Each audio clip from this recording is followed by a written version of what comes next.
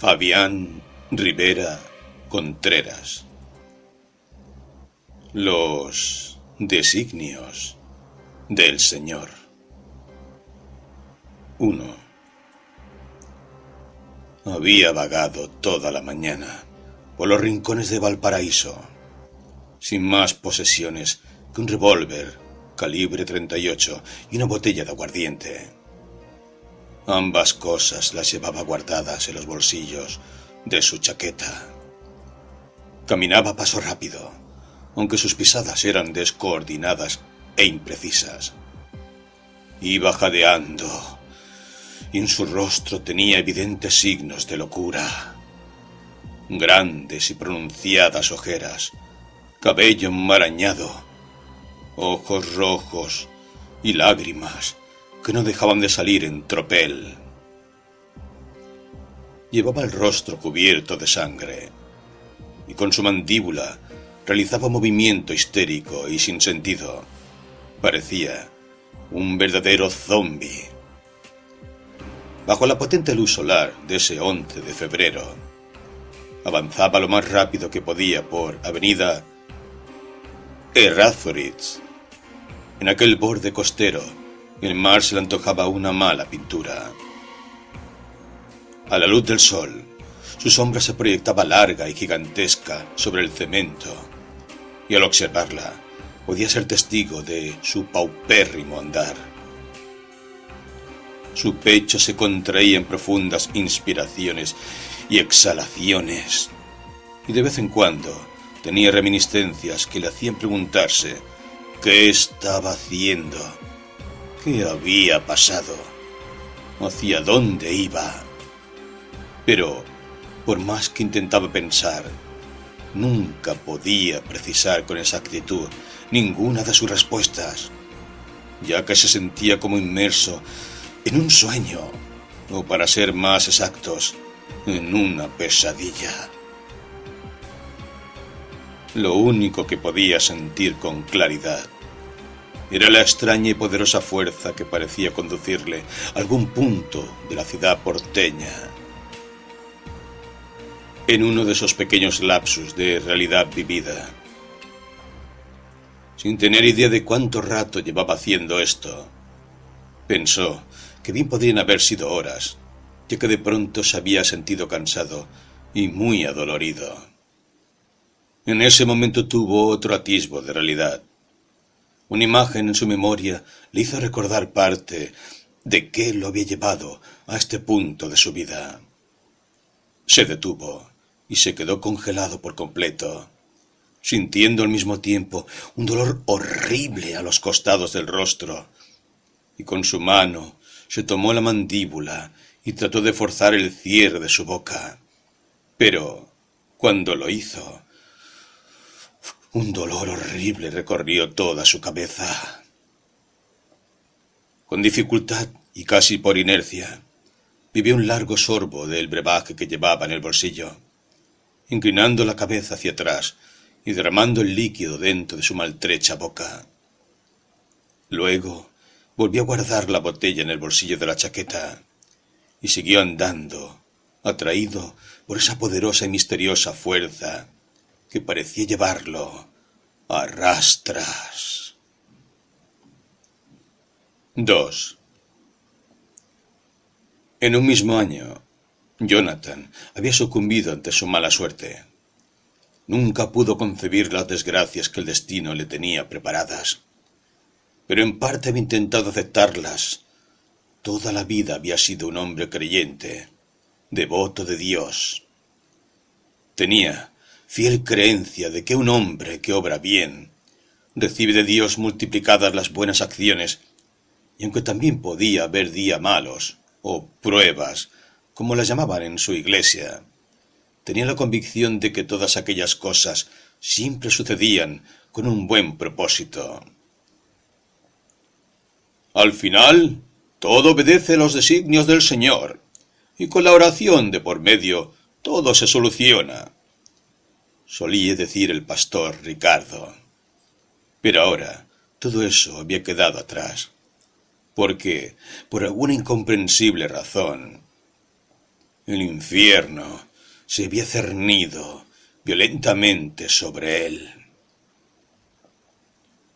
Parte suya creía que aquello se había debido a su debilidad, a su inusitado, incomprensible y descontrolado miedo. Porque había sido el miedo el que lo había llevado a comprar un arma. El miedo lo había llevado a desconfiar del prójimo y de la providencia del Señor. Y ese mismo miedo en sus narices se había interpuesto entre él y su fe. ¿Por qué pensaste que necesitaríamos un arma?, le había preguntado Laura. Esas cosas son peligrosas. No me gustan. Estoy demasiado tiempo fuera de la casa cuando nos tocan turnos separados. Esto que hice es por tu seguridad, mi amor. Entiende que yo te amo y no me gustaría que no tuvieras con qué defenderte en el caso de que algo malo pasara. Había dicho Jonathan con el arma en la mano mientras intentaba pasársela a Laura. No la quiero. Me pone nerviosa. Laura, escúchame. ¿Alguna vez te he fallado? ¿He hecho o dicho algo que te haga daño? No, respondió bajando la mirada. Entonces, te pido que confíes en mí. No tienes por qué mirarla. Solo ocúltala en un lugar, por si algún día llega a ser necesario que la ocupes. Te prometo que será como si no existiera. Laura se quedó callada, contemplando el arma en las manos de Jonathan. Hazlo por mí, te lo ruego. Así estaré más tranquilo cuando esté fuera de casa. La conversación se extendió hasta que Laura terminó aceptando a regañadientes. Una noche de insomnio, Jonathan se había quedado viendo televisión en el sofá hasta altas horas de la madrugada. Un programa de cable donde se narraban historias de violaciones, asesinatos y secuestros fue el que lo había trastornado. Cada macabra historia había sido más tétrica que la anterior. Las entrevistas de las víctimas reales habían calado profundamente en él. Estuvo mirando esos programas hasta las 4 de la mañana y de pronto se vio allí, transpirando sudor frío, temblando y sufriendo un miedo que no pensó que existía, un miedo que jamás había experimentado antes. Como resultado de aquella noche, al día siguiente había comprado el arma. Un hombre de fe solo tiene a Cristo como su arma, les había dicho el pastor Ricardo cuando Laura le contó lo que había comprado Jonathan. Pero él hizo caso omiso, aludiendo en su interior a que no podría concebir su vida sin ella, y además que había sido Cristo el que le había dicho a Pedro: «Mete tu espada en la vaina». O sea, que solo le había dicho que la guardara. Resolvió que, si a Cristo le hubiese parecido impropio o pecaminoso el portar armas, se lo hubiera prohibido. Un par de días después de haber comprado el arma, habían comenzado los terribles acontecimientos. La primera tragedia la había sufrido su perro. Un hermoso Weimaraner que había bautizado con el nombre de Moisés. Cuando llegó esa tarde a la casa, Moisés lo quedó mirando por unos segundos sin mover la cola, y luego, de un momento a otro, elevó los ojos al cielo y se desplomó en el piso de cemento. Un derrame cerebral fulminante lo mató. Un día de marzo, habían llegado juntos al trabajo. Era una de esas semanas en las que compartían el mismo horario. Cuando llegaron a la empresa, se encontraron con el edificio en llamas. 8 años trabajando en una empresa de artículos electrónicos. Él como supervisor de ventas y ella como vendedora terminaron con aquel incendio. La empresa se fue a quiebra y solo después de un largo juicio serían liquidados sus pagos. Comenzaron a asistir con mayor devoción a la iglesia y, junto a Laura, oraban con ahínco, quedándose incluso después de que terminaran las reuniones, haciendo un par de oraciones extras, y después, como siempre, quedándose a conversar con el pastor Ricardo que, como siempre, los aconsejaba y bendecía gratamente. El pastor Ricardo era un tipo maduro, de cabello canoso, delgado y fornido.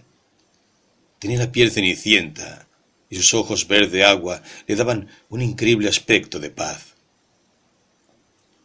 Vigorizados comenzaron juntos a buscar trabajo. A Laura no le costó en un primer instante encontrar uno, ya que la esposa del pastor necesitaba de alguien que le cuidara al bebé mientras trabajaba en las mañanas. No era mucho el dinero, pero aquello había sido una verdadera bendición. Jonathan, en cambio, buscaba y no encontraba nada. Parecía como si no supiera satisfacer ninguna de las expectativas en las entrevistas de trabajo a las que asistía.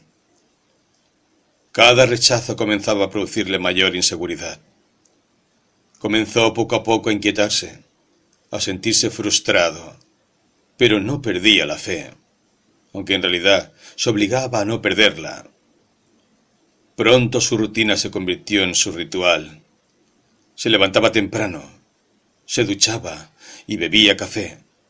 Luego se vestía con su mejor traje, oraba, salía y tomaba el bus hacia Viña del Mar, donde repartiría currículums en distintas empresas. Estaba desesperado, ya que el dinero que ganaba Laura apenas se alcanzaba para cubrir la alimentación, y pronto debieron empezar a vender cosas del hogar. «Deberías poner a la venta el revólver», le dijo Laura un día. «Nunca nos ha pasado nada acá. ¿Por qué iba a pasarnos algo justo ahora? Vamos, vendámoslo. Necesitamos el dinero». Jonathan se rehusó. No podía por ningún motivo correr el riesgo. ¿Necesitar un arma y no tener la mano? Sería como suicidarse. ¿Y no era acaso el suicidio un pecado? No de más. Todos los días la dejaba sola en casa mientras salía a buscar trabajo. Era cosa de tiempo para que algún delincuente se percatara de que su hermosa mujer, indefensa, se quedaba allí, sin más compañía que la de un lactante. Un miércoles, mientras realizaba su actividad diaria, recibió un llamado de su madre, diciéndole que no se sentía bien, que necesitaba que la llevara urgente al médico al día siguiente, pero cuando Jonathan llegó a buscarla, la encontró tirada en el piso, muerta, con una terrible expresión de dolor en el rostro y con ambas manos apretándose la garganta. Un infarto se la había llevado. Además del dolor que le produjo el perder a su madre, su funeral lo dejó sin lo poco y nada de dinero que tenía. Era hijo único y por ello debió correr con todos los gastos. Aquello lo dejó sumido en una profunda tristeza, y estaba ya a punto de perder las esperanzas cuando un día de septiembre llegó a casa y se encontró con el pastor y su esposa compartiendo un café. El motivo de la visita había sido una verdadera bendición. Les contó que uno de los hermanos de la congregación tenía una empresa de transportes y encomiendas, y necesitaban a alguien urgente. «Es cosa que vayas y tendrás el trabajo. Ya está todo arreglado», le dijo. La mañana siguiente despertó sin la ayuda de la alarma del reloj. En realidad, en ningún momento se había quedado dormido. Estaba tan emocionado que había sido incapaz de conciliar el sueño. Antes de dirigirse a tomar el bus, Se dirigió al dormitorio y besó a su esposa, que aún dormía. Se quedó allí por unos segundos contemplándola. Era lo mejor que le había pasado en la vida. Como bien había asegurado el pastor Ricardo, Jonathan consiguió el empleo. Un martes empezó a trabajar, y de ahí su vida tomó un rumbo maravilloso. Todo había comenzado a ser miel sobre hojuelas.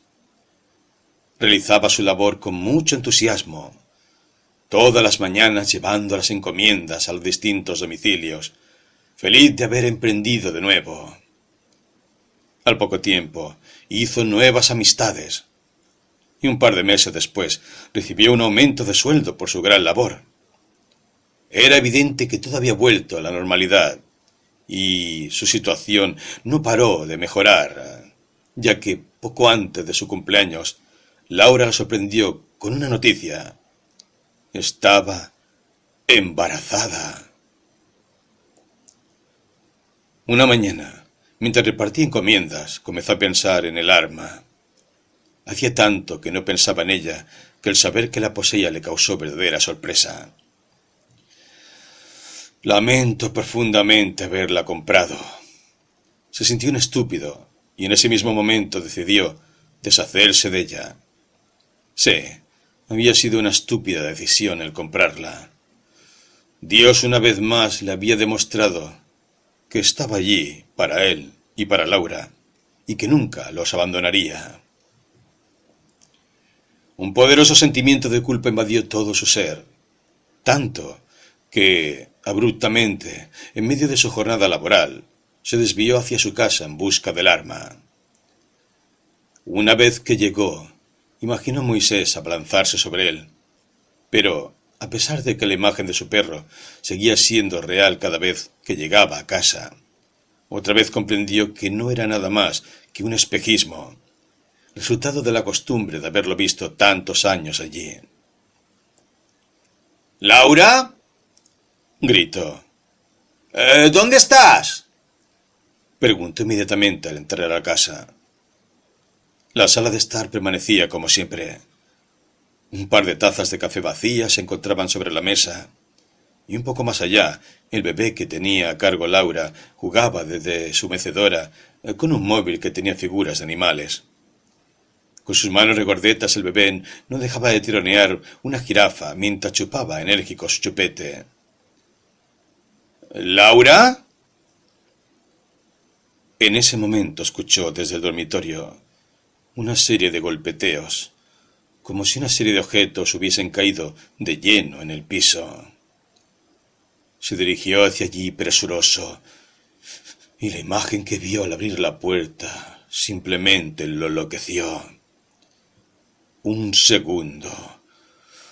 solo segundo bastó para que cruzara ese límite que radica entre la cordura y la locura.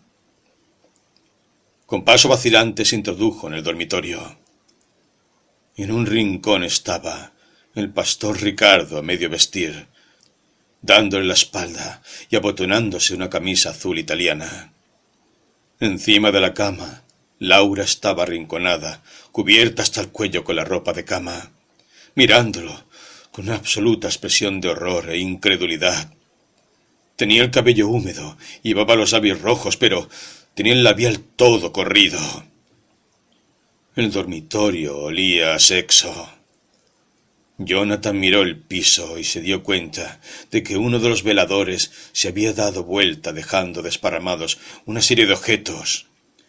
Un par de cremas para el rostro, el reloj despertador, un destornillador de paleta y un estuche de maquillajes. Por una incomprensible razón recogió todas las cosas y volvió a dejarlas en su lugar. En tanto, el pastor se calzó los zapatos aún de espaldas, y luego, volviéndose hacia él, dijo: «Lo siento mucho, Jonathan. Ojalá pueda Dios darte la fuerza para perdonarnos algún día», dijo, con su boca toda roja manchada por el lápiz labial de Laura. Tenía los mismos ojos verde agua, y su voz aún seguía siendo placentera y cautivadora. Laura observaba la escena con los ojos muy abiertos. Había comenzado a temblar y a llorar descontroladamente. El pastor salió de la habitación caminando por el lado de Jonathan, impregnando su nariz de su aroma sudoroso. Jonathan sintió aquellos pasos del pastor como en cámara lenta y de pronto sintió como si su cuerpo actuara por sí solo. Tomó en su mano el destornillador que recién había guardado en el velador y fue tras el pastor. Los pasos de Jonathan lo alarmaron y éste corrió hacia la puerta, pero cuando agarró el pomo, Jonathan apareció en su espalda. Al sentirlo detrás de él, como por un acto de inercia, el pastor se dio media vuelta y se sobrepuso, propinándole un fuerte golpe de puño de lleno en el mentón. Jonathan cayó en el piso con la mandíbula desencajada. El pastor se dio media vuelta y de nuevo quiso salir, pero Jonathan se incorporó rápidamente y con el destornillador lo embistió propinándole una serie de incontables de puñaladas. Forcejearon un rato hasta que el pastor se desplomó de espaldas en el piso y un gran charco de sangre comenzó a formarse bajo su cuerpo inerte. Jonathan se quedó observando el cadáver. Había muerto con los ojos abiertos y parecía como si lo mirara. En ese mismo momento sintió un estruendoso sonido desde el dormitorio. Una explosión. ¡Un disparo! El bebé dio un estridente grito y comenzó a llorar desesperado, debido al miedo que le había producido la explosión. Se dirigió desorientado hacia el dormitorio y cuando entró, vio a su esposa sentada en el respaldo de la cama, con la cabeza gacha, el arma aún en su mano, y en la blanca pared, los restos de su cerebro esparcidos. ¿Qué hiciste, mi amor? ¡No! Por favor, Dios mío, que esto no sea verdad. La observó por muchos minutos llorando, sintiendo el gran vacío que empezaba a producirse en su corazón. El dolor más grande que hubiera sentido jamás. Se quedó por horas bebiendo aguardiente al lado de Laura, mientras escuchaba al bebé llorar incesantemente desde la sala de estar. Una vez que éste se hubo callado, en medio del silencio, sintió una especie de arcada y unas ganas irresistibles de salir de allí. Se guardó el arma en el bolsillo de la chaqueta y salió de la habitación. Al llegar a la sala de estar, vio en el suelo al pastor, que desde la muerte parecía seguir observándolo. Jonathan recogió el destornillador del piso y le reventó los ojos clavándolo en sus cuencas una y otra vez.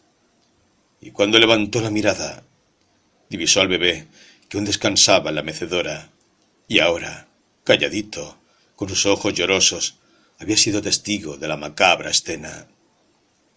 De pronto, al topar su mirada con la del bebé, éste emitió una gran carcajada dejando a la vista un pequeño y solitario par de incisivos. De pronto Jonathan volvió a sentir un impulso. ¡Salir de allí! ¡Correr! ¡Correr hacia el norte! Salió de casa sin siquiera cerrar la puerta y tomó rumbo a donde fuera que lo llevara aquella extraña fuerza. 3. Seguía andando como zombi bajo la potente luz solar de esa tarde, con los ojos llorosos y la mandíbula suelta. De pronto, alguien que lo reconoció se le acercó. ¡Jonathan! ¡Jonathan! Hermano, ¿eres tú? Le preguntó un muchacho moreno que llevaba un maletín. ¿Qué te pasó? ¿Les ocurrió un accidente? ¿Dónde está Laura? Un grupo de mirones comenzó a rodear la escena. Aparecían curiosos desde todos lados. El muchacho lo tenía agarrado del brazo, y Jonathan, que se había detenido, lo había quedado mirando con una expresión desorientada. Seguía llorando y moviendo su mandíbula. En el interior de su boca solo se podía ver su lengua, que parecía un gusano retorciéndose. De pronto, profirió un estruendoso sonido gutural que puso los pelos de punta a todos los presentes. ¡Ah! Gritó y empujó violentamente al muchacho, que intentaba ayudarlo. El joven cayó de espaldas al suelo y su maletín se abrió con el golpe, desparramando una serie de documentos. Jonathan había retomado su extraño y lúgubre andar por la avenida Errázuriz, pero el muchacho tendido en el suelo no se dio por vencido. Se incorporó y corrió hacia él, y lo volvió a tomar del brazo, pero ahora con más fuerza, y girándolo para que lo mirara. «Jonathan, amigo, soy yo, Alex, de la iglesia del pastor Ricardo. Recuérdame, amigo, solo quiero ayudarte». De pronto, el muchacho hizo uso de toda su fuerza y lo derrumbó en el suelo. Jonathan desde el piso movía los brazos y las piernas como un insecto que se ha dado vuelta y que no puede ponerse en pie. «Amigo, quiero ayudarte. Déjame ayudarte. Dime, ¿Laura está bien? ¿Han tenido un accidente?» Jonathan seguía retorciéndose debajo de él. Estaba desesperado porque la fuerza que lo atraía era cada vez más potente. «Respóndeme, Jonathan, despierta», le gritó, y después le propinó una tímida bofetada. «¿Qué les ha pasado?» La respuesta fue un sórdido quejido gutural, como un animal sufriendo en la carretera luego de ser atropellado. Su pecho se agitaba y sus jadeos eran insoportables. Alex no se dio cuenta cuando Jonathan sacó el revólver del bolsillo y le disparó. Solo sintió en un mismo segundo un fuerte estallido, olor a pólvora y después un fuego en el estómago que le hizo perder la fuerza. Varios gritos se escucharon y mucha de la gente que estaba rodeándolos escaparon gritando. Jonathan logró incorporarse y con el arma en mano siguió avanzando hacia su destino. A pesar de la ayuda que recibió Alex, se desangró y a los pocos minutos murió. Caminó y caminó lo más rápido que pudo, y con el arma en la mano nadie más se le había acercado, y de pronto ya había llegado al lugar. Podía sentirlo en su interior. Aquella fuerza misteriosa que lo arrastraba lo había conducido directamente hacia allí. Dejó caer el arma y se acercó a tocar los restos de un gran peñón que alguna vez había sido llamada la Piedra Feliz antes de que la dinamitaran. Aún podía sentir esa magia, ese consuelo. Abrazó los restos del peñón y puso su mejilla en la fría roca, manchándola con su sangre. El sonido de vehículos policiales acercándose no se hizo esperar y de pronto resonaban por todo Valparaíso. La policía estaba cada vez más cerca. Las sirenas resonaban y un montón de gente estaba parapetada en donde quiera que encontrara resguardo. La imagen tétrica de Jonathan, ahora abrazando esa gigantesca roca, tenía temblando a los espectadores. Jonathan se acercó al acantilado y miró bajo lo que quedaba de la Piedra Feliz. El mar ondeaba por el fuerte viento y debajo cientos de espantosos brazos negros y verdes se movían como llamándolo, como queriendo atraparlo. Una patrulla policial se estacionó cerca de él.